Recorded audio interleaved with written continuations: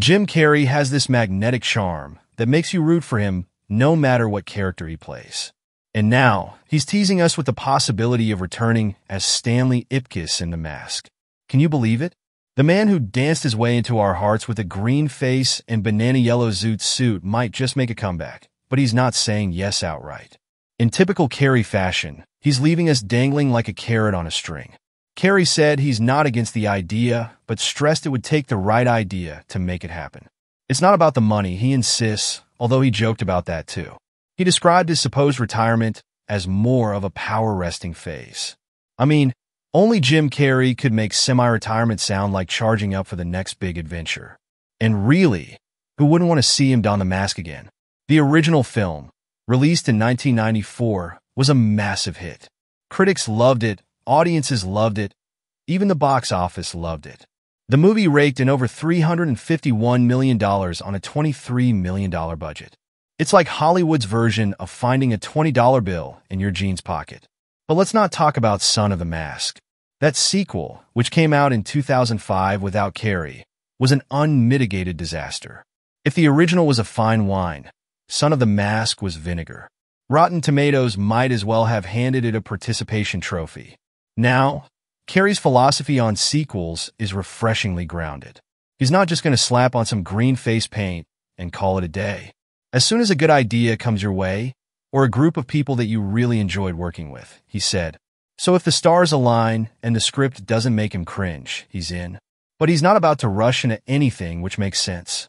After all, when you've already played iconic characters like Ace Ventura, Lloyd Christmas, and Dr. Robotnik, you don't settle for mediocrity. It's not that he's entirely against the idea.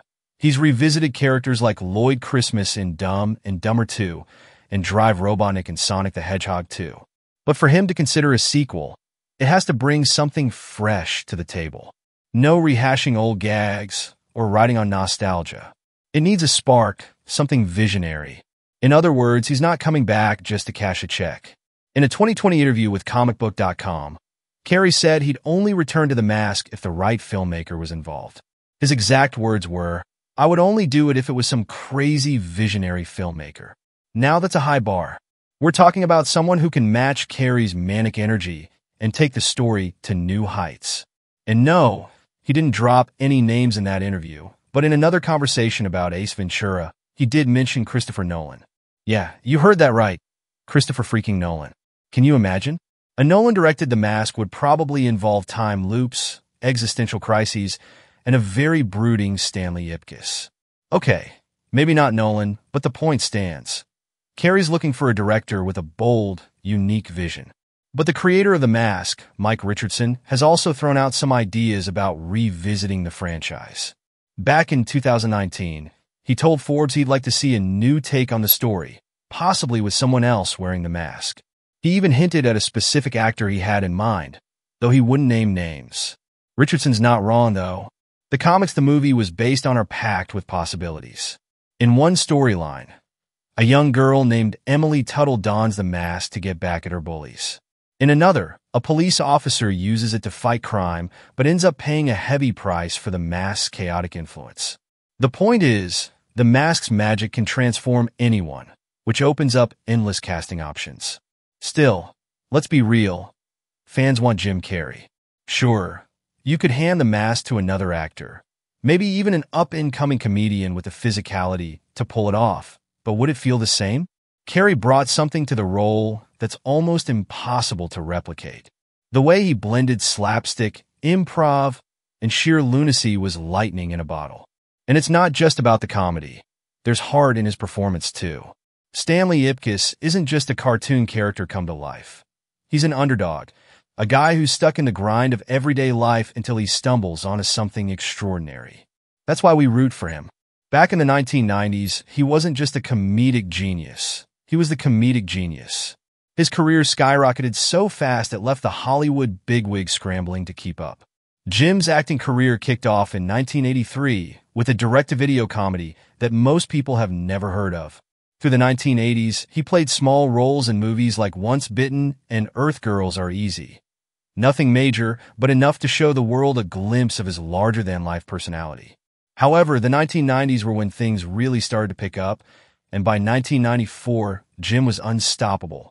What makes 1994 legendary for Carrey is how he delivered 3 back-to-back-to-back hits that redefined comedy. First came Ace Ventura, Pet Detective.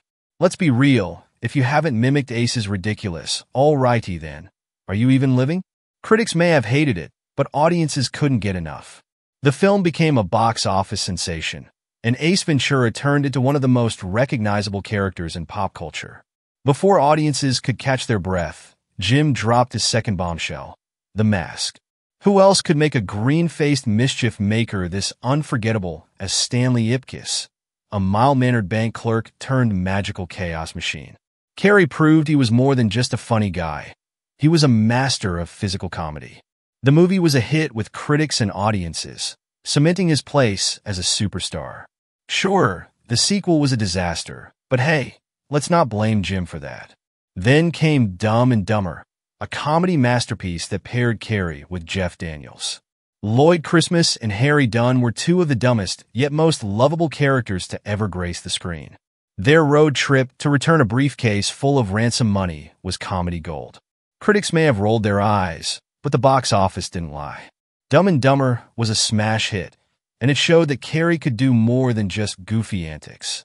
He could bring heart to his comedy too.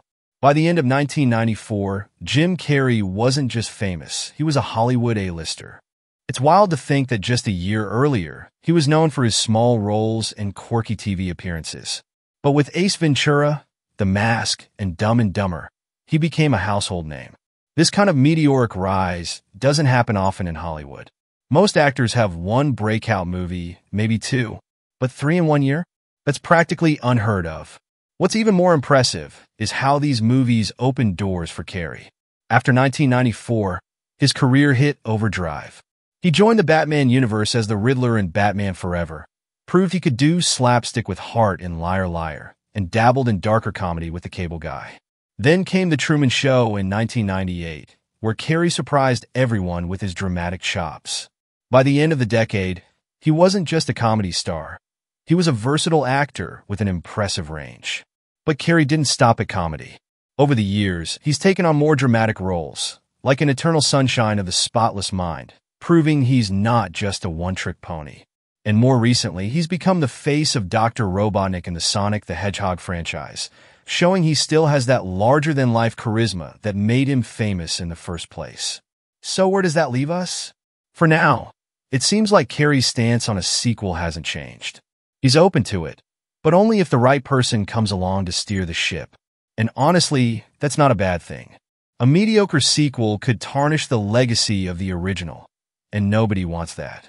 If The Mask 2 ever happens, it needs to be as bold and unforgettable as the first one. Whether that means finding a visionary director or reimagining the story with a new lead, it's got to be done right. And that's all for now on The Mask 3. Jim Carrey might be keeping us on the edge of our seats, but isn't that part of the fun? Whether it's a visionary sequel or just a dream for fans, one thing's for sure. Stanley Ipkiss's legacy is here to stay. If you're as excited as we are about the possibility of a new Mask movie, hit that like button, share your wildest sequel ideas in the comments, and don't forget to subscribe for more updates on all things movies and entertainment. Until next time.